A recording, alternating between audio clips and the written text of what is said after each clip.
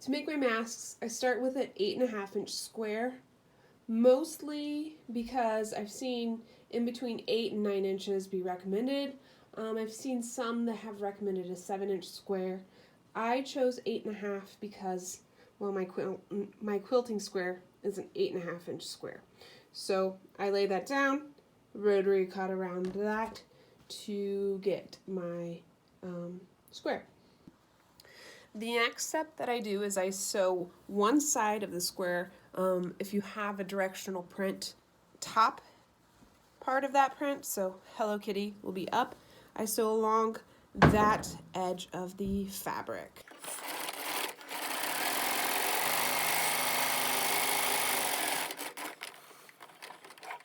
All right, top side all across sewn.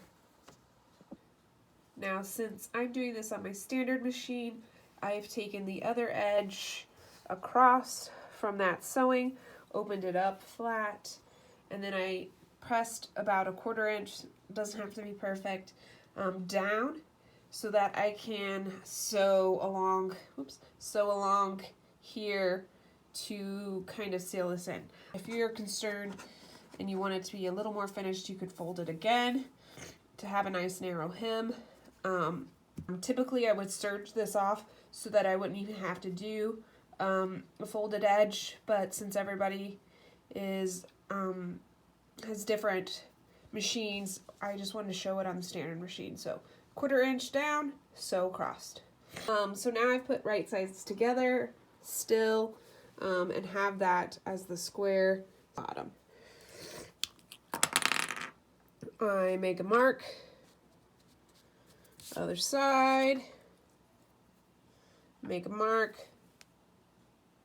Now I have the 2 marks that I've made, so I'm going to make a seam right here and stop, back stitch, pick up my presser foot, move the thread down here, start and stop, back forth, sew forward, back and forth, and trim. Like I said, I'll clip this thread.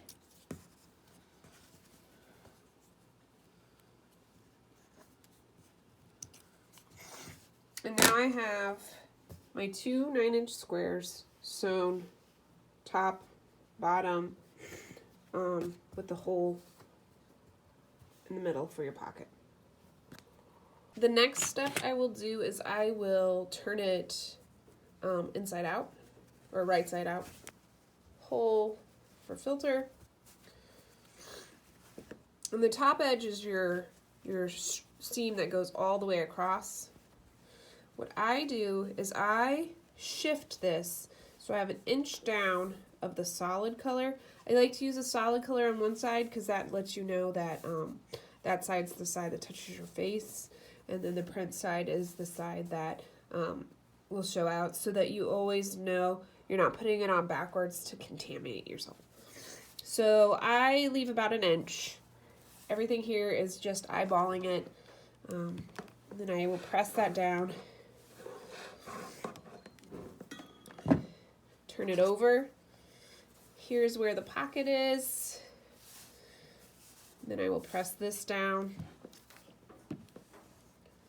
Like this.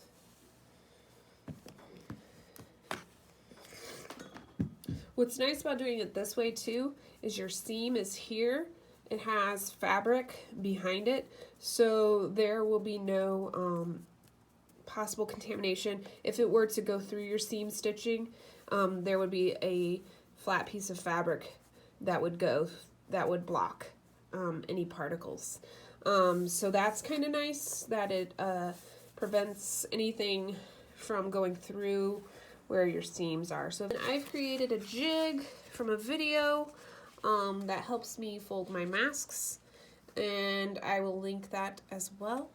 But you put the bottom close to the spot that says A, and then you just go through folding it back and forth, accordion style, and this will create your pleats without having to think about it.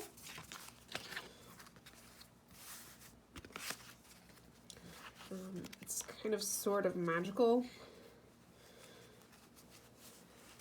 how it does that. Each side, or press each side just to really crease that up.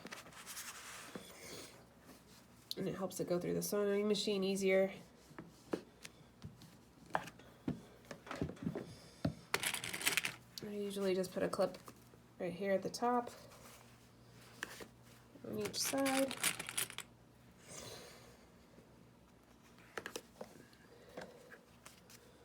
Go ahead and put one on the bottom. I've noticed that they kind of were slipping when I was stitching some. So. Stitch a zigzag right all over this. Not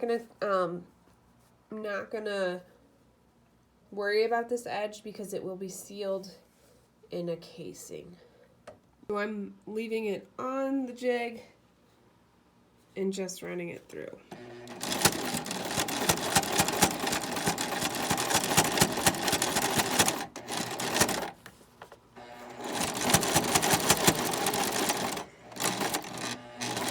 So both sides have been zigzag stitched. I like to run my pinking shears along this just to trim up any of those loose threads and clean it up and hopefully prevent some fraying. So the next two pieces that I use are two rectangular pieces that are approximately 2 to 3 inches by 5 inches. I've noticed that when I use 3 inch long ones, it makes it a little wider, and if you have a petite face, that might be too wide. 2 inches can be a little fiddly, but that's really up to you. So then I like to lay it on the rectangle so that you have about 1 inch above and 1 inch below. You'll fold that like this and like that. So you have it solid underneath and then 2 flaps over.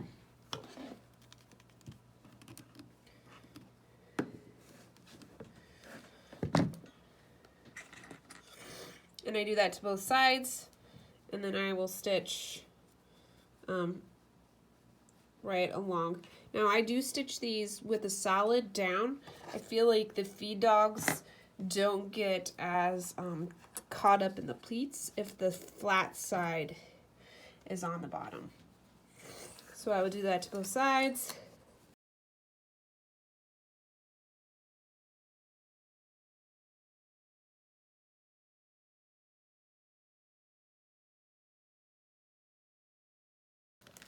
So I have straight seam on both sides with the flaps going over. Now I'm going to pull this and let those flaps flip over that raw edge. Like that. And then you will fold towards the middle and fold towards the middle again.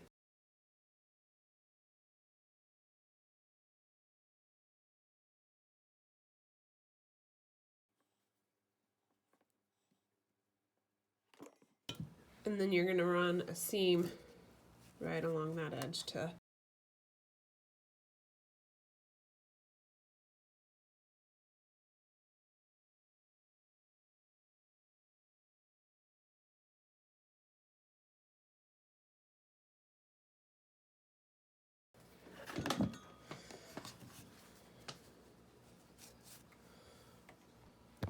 if you want elastic loops through the casing, you can. I've used a 9-inch piece of elastic, put a safety pin on, then I attached it to a pipe cleaner that I use a crochet hook to feed through. And if you want elastic, you'll just tie a square knot.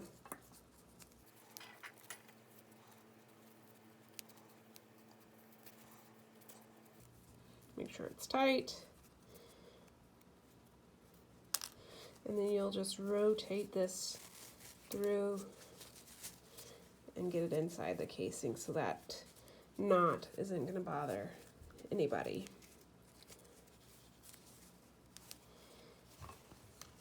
Now I'm going to show you another method. I'm not going to mess with this real quick. I didn't tie that as knot tight because I didn't want the elastic. So my new most favorite way is to make non-ear loops. I don't like them sensorially. I do like this knit strips. So you cut like a piece of knit fabric. You can use a t-shirt. I cut it about 1 inch wide, and then you pull it so that it rolls upon itself. Now knit fabric is less likely to fray, and so this makes a really great alternative if you do not have elastic. I think it feels more comfortable. So same way, I just put a safety pin on, attach that to my crochet hook to help feed it through. Thread it through, leave it on, go through the next side.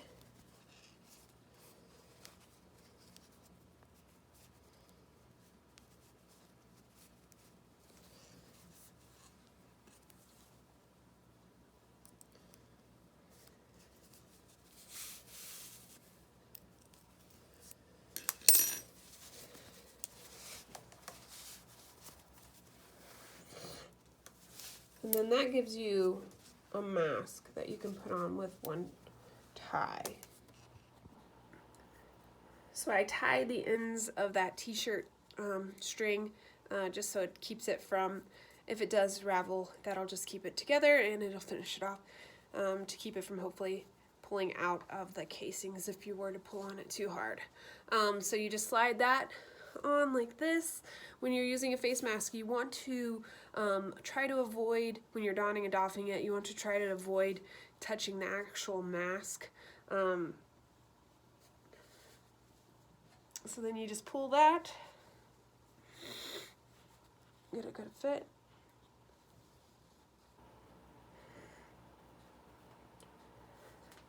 Tie.